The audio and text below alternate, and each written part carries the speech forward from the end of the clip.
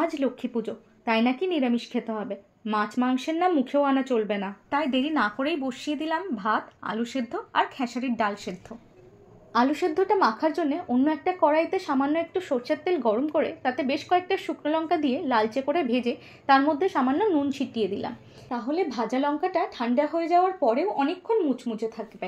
ভাজা লঙ্কাগুলোকে অন্য একটা পাত্রে তুলে রেখে ওই কড়াইতেই কেটে রাখা পেঁয়াজ দিয়ে তার ওপর নুন আর সামান্য একটু হলুদ দিয়ে লাল লাল করে ভেজে তুলে নিতে হবে।